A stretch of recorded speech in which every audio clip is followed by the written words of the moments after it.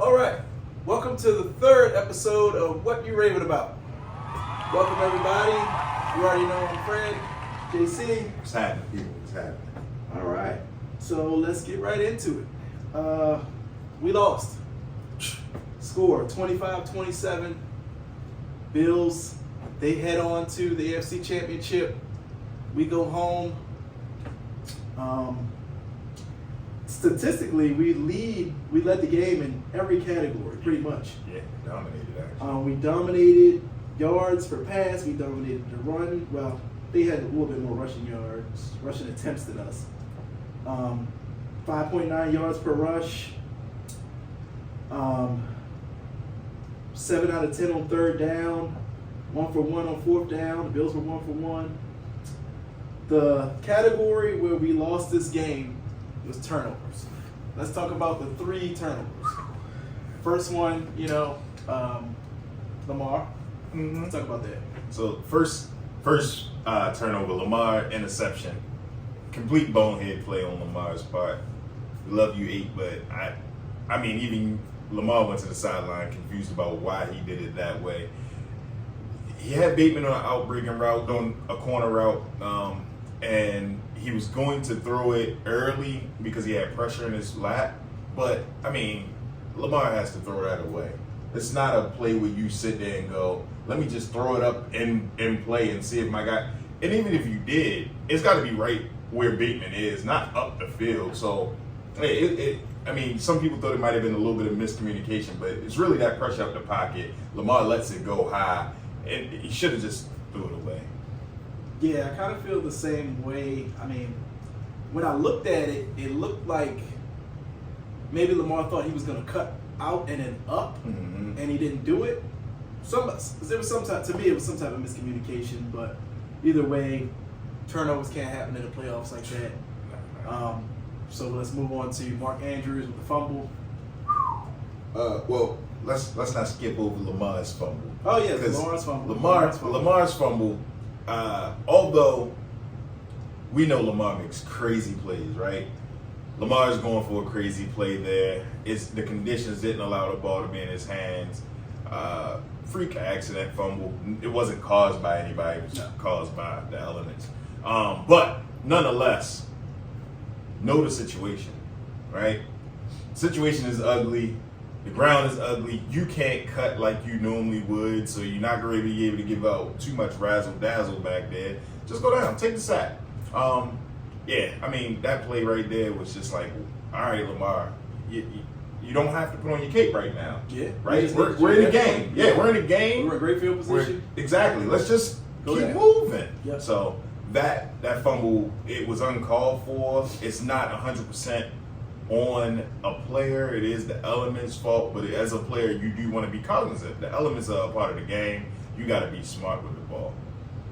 Okay, and then let's go Mark Andrews with the fumble. Oh my God! So Mark Andrews' fumble is insane to me because number one, if you go back and look at the all 22, when he catches the ball, all he has to do is go upfield. The juke backwards. Yeah, the juke backwards thing. Like it didn't even make sense. There was no need. There was no need. That was that reminded me of a Zay Flowers play. Right, and you know what? I've said this before. I've seen a couple players try to do it. Rashad Bateman, Nelson Aguilar. Everybody's not Zay Flowers. Zay Flowers is a lot more elusive than you guys. You got to make plays that's in your wheelhouse. If he just turns upfield, he's probably getting another 5 yards. He doesn't fumble. He's gonna fall. Somebody's gonna hit him. And so that drive would have been completely different. That drive is a game changer, yeah, because he catches that ball around midfield. He probably gets tackled at midfield. At that point, we had just scored. The momentum was on our side. If we finish that drive with points, we're not having this conversation about anything. We're not even talking about the 2 turnovers from Lamar just as an afterthought. Yeah. Well, I mean, it didn't happen. We finished the game and we didn't win. Everybody saw the play. I've watched it probably way more times than I need to. Oh my goodness.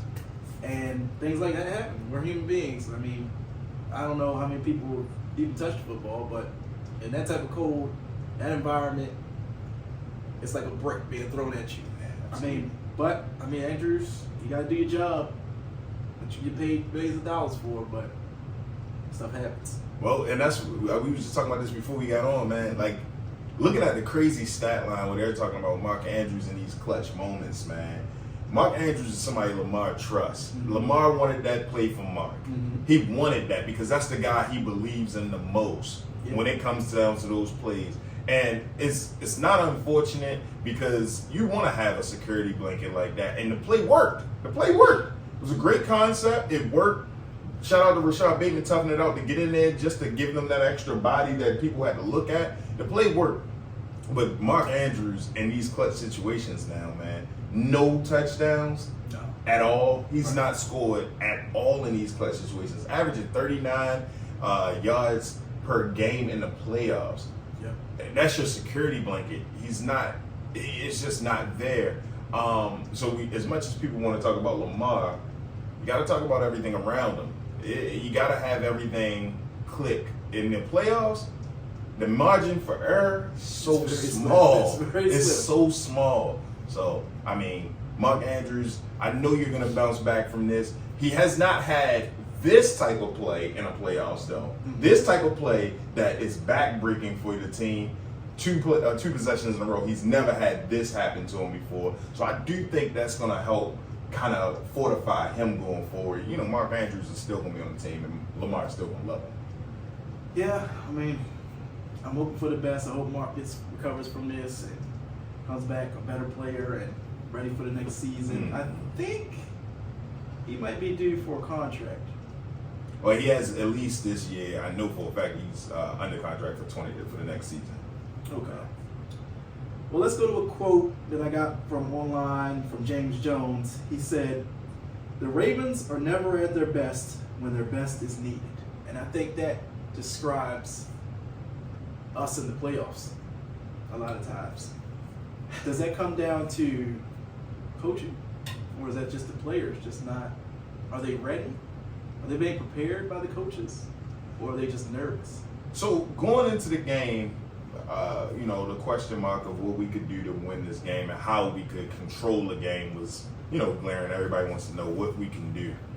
The one thing that never got said is literally, which has been said all season, the only team that can beat the Ravens the way that they play is the Ravens. The Ravens are one of those teams who lose games. They don't get beat. Mm-hmm. They lose them. Under John Harbaugh, rarely have been blown out. A handful of times you can think of that the Ravens have actually been blown out by a team. Right.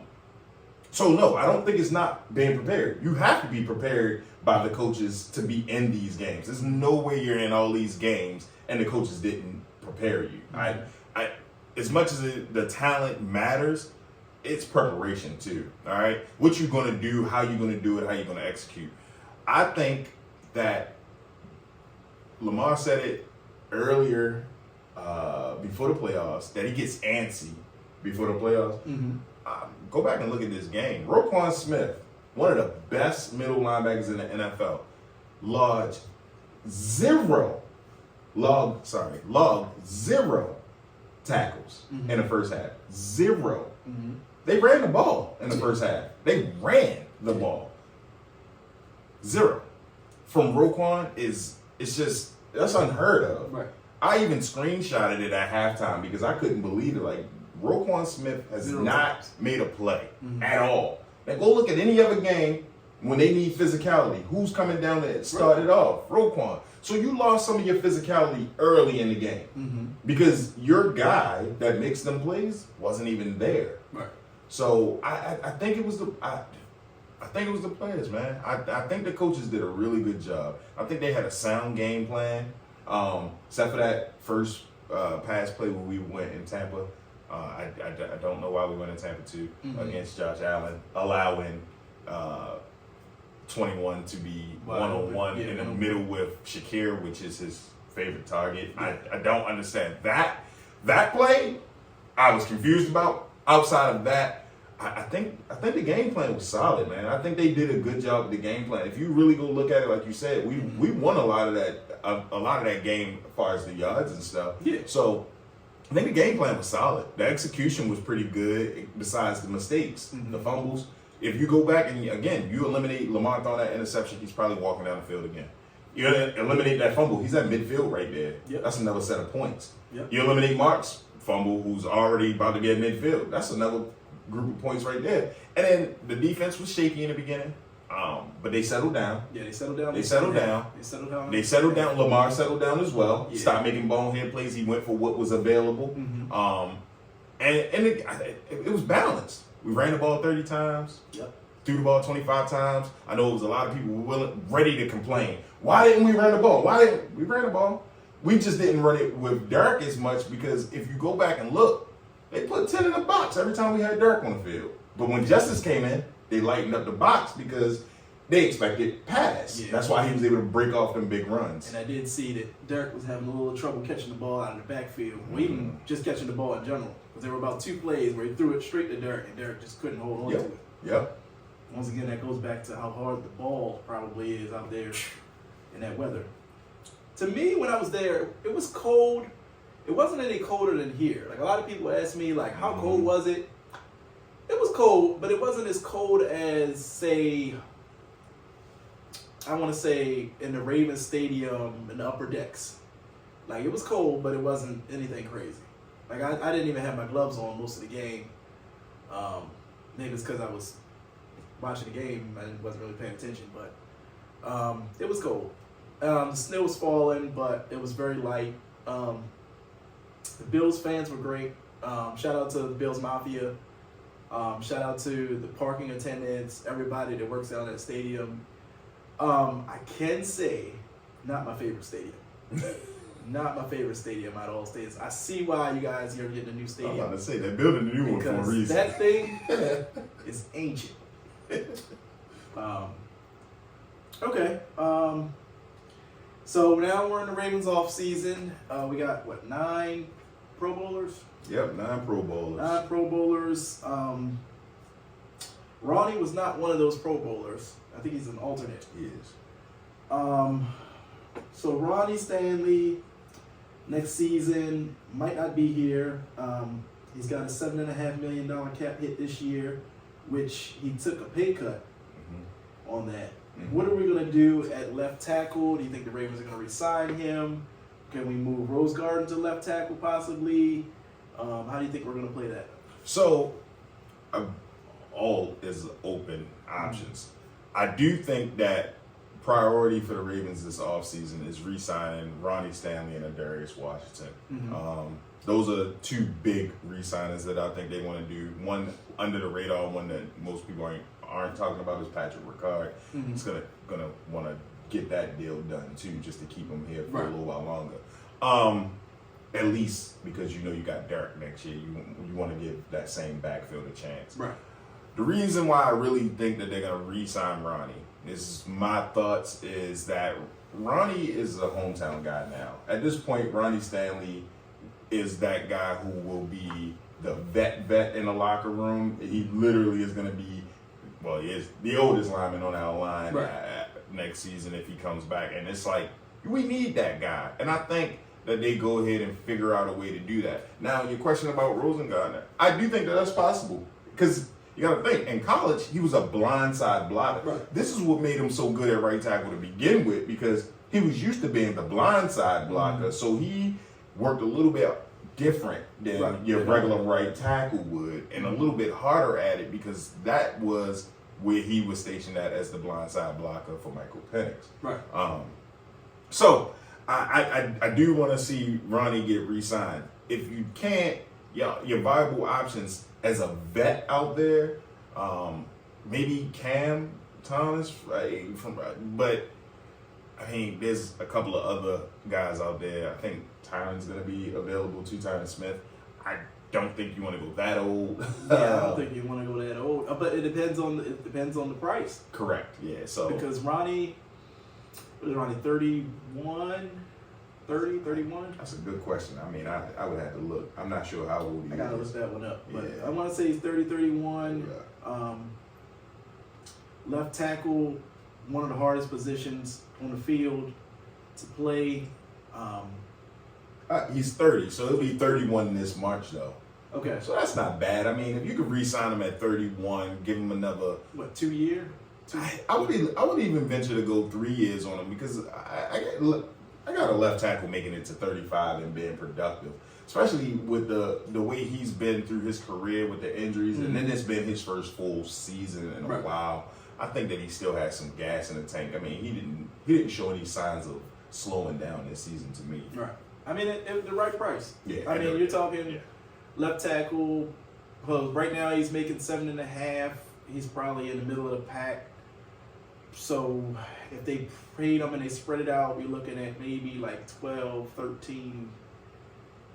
Yeah. Depending on if he hits the market. If he hits the market and there's a team that really needs him, they're gonna pay him. Yeah. they're gonna pay him. Whatever. But then it comes down to what he wants. On what he wants. If he wants to stay, he believes in what the Ravens have built, and he believes that Lamar can get a championship for him. And at this point in his career, he's probably looking for that to ring. He's probably not looking just to go play for a team. Right. He got paid. Yeah. You know, he's not itching for money. And if he is itching for money, and we're completely left field on this, again, there are viable options out there.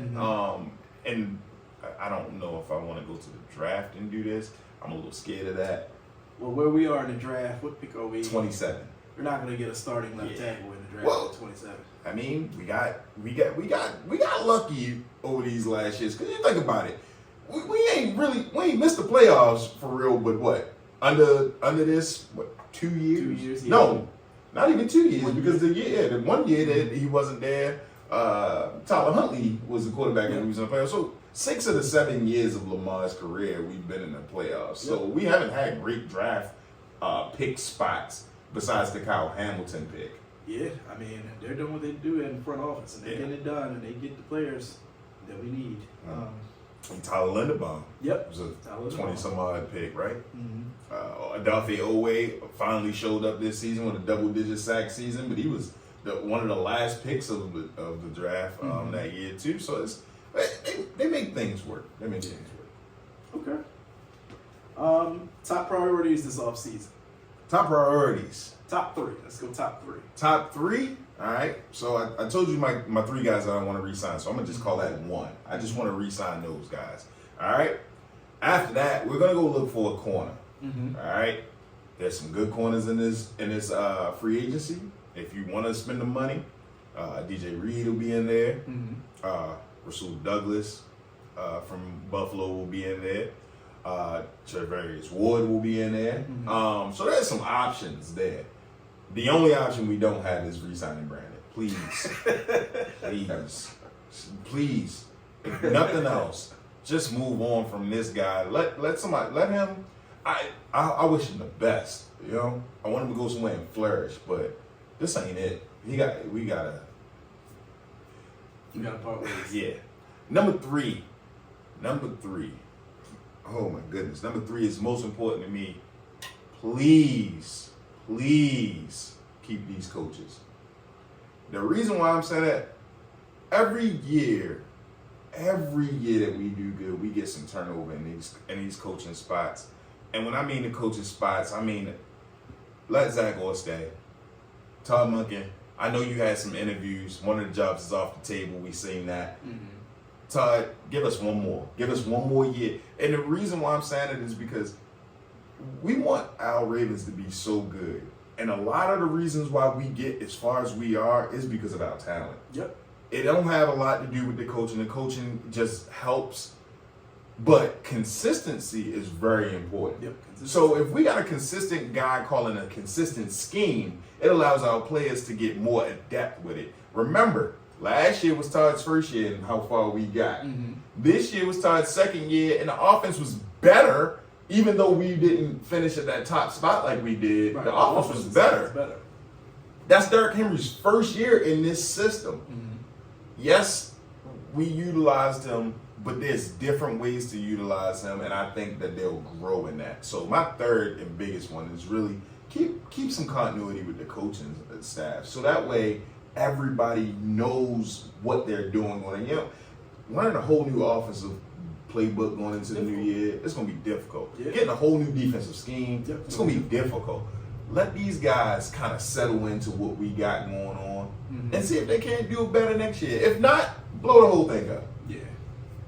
Well, I don't think John's going anywhere. I don't think our defensive coordinator is going anywhere. So mostly it'll just be the offensive coordinator, or maybe secondary coach or something like that. But I hope they stick together, and I hope we can come through and next season give it another shot. Yeah. All right. Let's talk about Lamar's play this season.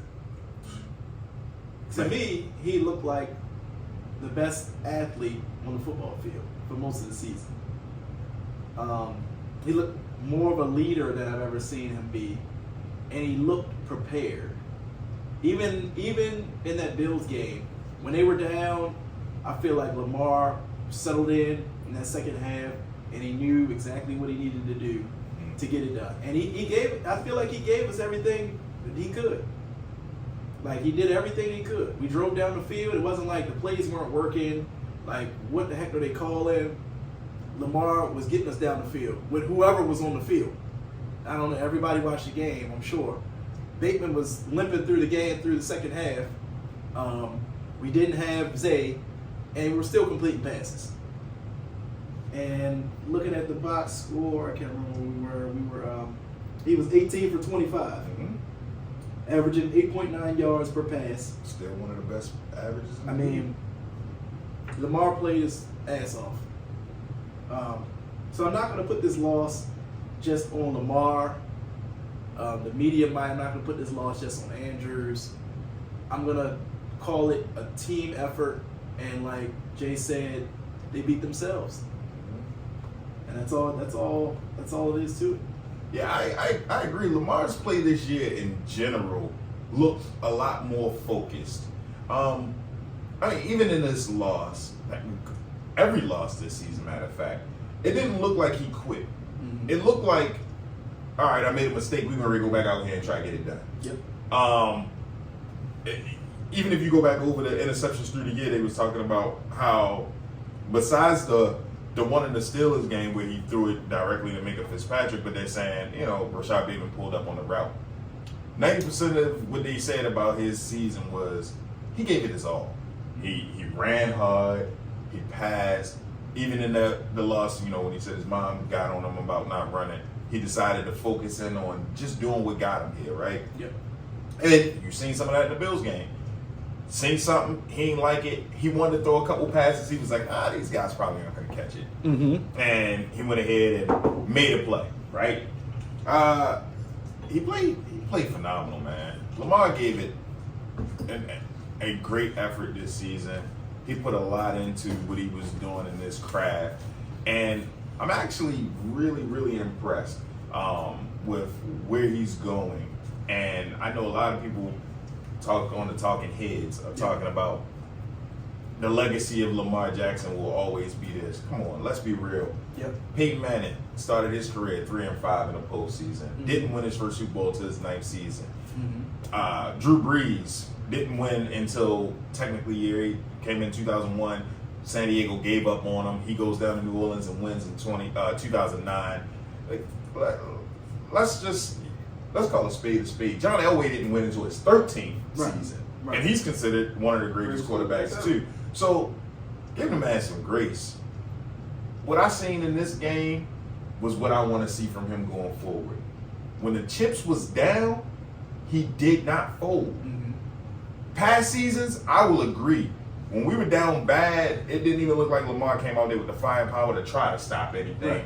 It looked like he was just still playing. Yep. This game, he seen it. He went in the locker room down 11 and came out. They got to stop. He went down and scored. It doesn't matter what kind of points you get. The first points is the point of the game. Get it moving. He got us in field goal range. We got some points. Went down and scored a touchdown. He wanted it, and that's the energy that I need to see going forward from Lamar, and I need to see the rest of the team have the same energy. I want to see those players literally saying, I'm not leaving this field unless I tried everything I can. And this year was the first time I can honestly say I've seen that. I've seen Lamar say, We ain't walking out of Buffalo getting beat because y'all ain't gonna say I ain't give it my 2 passing touchdowns. Josh Allen threw no touchdowns. Yeah, he got his little run in, tush push one. Yep. Other one he ran a couple yards in. That's nice. But I mean, Lamar would have did that. They'd have been like, he's a quarterback. Why didn't he throw the ball? Right. Like, but we'll give Josh Allen that. I mean, Josh Allen's a hell of a player, but Lamar looked like he wants it, and I hope that's the same energy we see from week 1 next season. Yeah. I don't give a crap how many games they lose. I need to see him fight for every last single game. Get that number 1 seed, bring everybody through the bank, because I believe if they had their home field, I believe it would have been a different game. I believe it would have been a different game. I think they'd have been settled. All right. Well, end of the season for us at least. We got 4 teams still in it. The Redskins go up to Philly, play the Eagles. Commanders, man. Commanders. Oh, Commanders. Sorry, Commanders fans. Love y'all.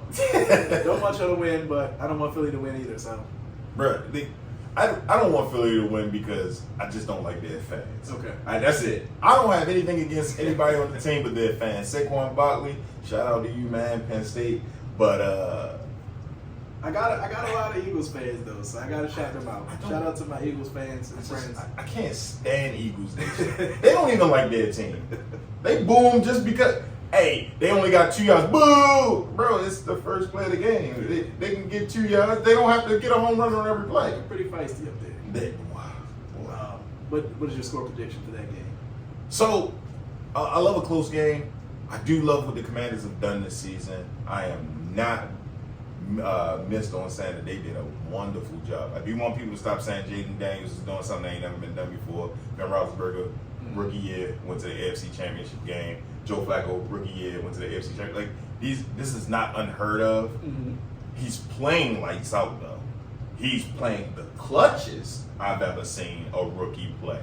But I think that's over for them. I think that's over. I think my score prediction, I'm gonna say it's close 34-27. I think this is gonna be. I think they're gonna go back and forth, and I think that Philly's just gonna edge them out.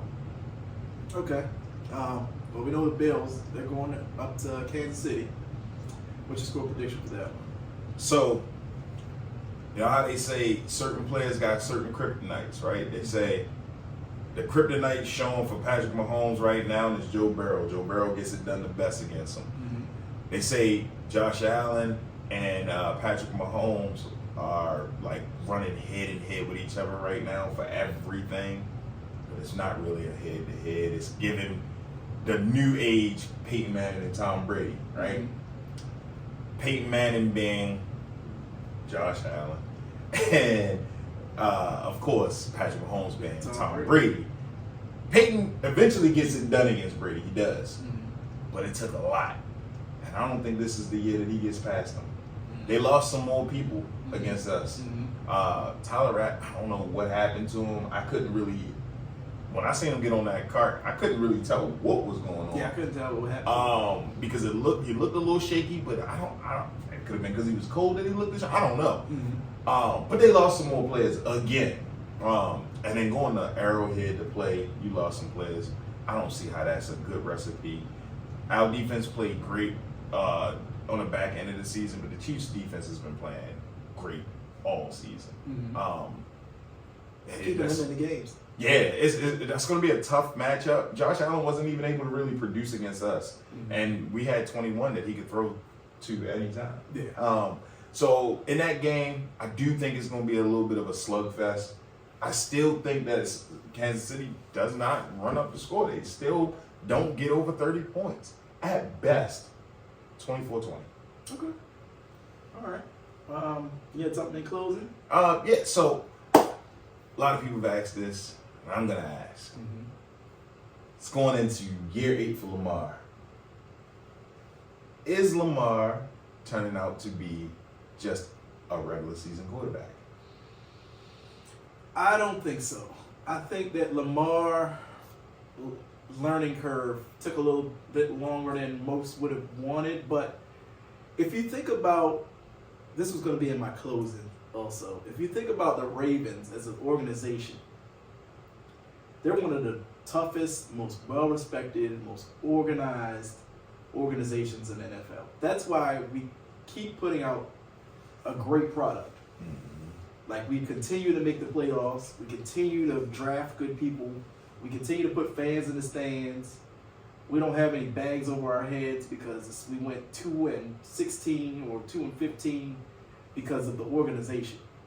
The organization believes in Lamar. Lamar just has to continue what he's doing, continue to get better. I don't think this is it for Lamar.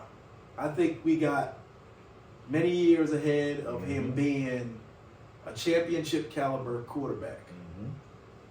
And the things that he was able to do this season, 2019, 2021, are unbelievable. Like, the records that he set just this season are going to be very difficult to reproduce. I think we're getting into the Lamar era. I think we're just really touching what Lamar can do. I Especially passing wise. And you're always going to respect the running. I don't even think Lamar, to me, I don't even think Lamar knows how fast he is. Yeah, I think that the whole joke about when he ran in the Houston Texans game, he was like, I ran that fast for real? I was jogging. I don't think it was a joke. I think he really has another gear, and we're not seeing it. And I keep saying it, but if we make it to the Super Bowl and he has a lane, I want to see that gear. I want to see that gear. You don't get touched. Nope, just run. Touchdowns mean everything in a big game. Just run. Run. Give it everything you got, and let's get them points. But continue. Sorry. But yeah, I feel like Lamar is just getting to. He's about to shift gears into the peak of his playing career, and I'm really looking forward to next season. I'm mad that it had to end this way. I'm really tired of losing these tight games like this, and I'm sure he is. And it's really just up to the players and the coaching staff and the organization to figure out exactly what they need to do, give Lamar the weapons that he needs so that we can make that next step. Yeah. And I'm sure he's going to do whatever he needs to do in the offseason to make sure he's ready. Yeah. And I cannot wait. I look forward to seeing you guys again soon. We will be back. I'm not sure. We might be back for baseball season. Talk a little bit for the Super Bowl. I'd like to thank everybody for joining the podcast. Subscribe. Pass it out. Forward the link. Tell your friends. We'll have many more things to talk about. I want to thank the fans, every single person that subscribed, everybody that watched the videos. Keep doing what you're doing. We appreciate everything that you guys are doing. Absolutely. We're still going to auction this, but we're still going to raffle this off. Absolutely. And we're going to have more giveaways next season as we get our fan base up and more people. Definitely going to have some special guests. Special guests when we get to the next season. That's going to ramp this up a little bit more. And just on my end in closing, man, I agree with you. Lamar is just, I think he's going to be something to behold for years to come. The guy's just turned 28. Yep. It's not like, we're not talking about a guy who just hit 35 and trying to figure it out. I think he's got it figured out. I think that he'll take the next step in his evolution next season, and I hope that the guys just rally around him. I do want to say, though, my Ravens fans are spoiled. You said it. You hit it right on the head. The organization and what we do and how much we in the playoffs.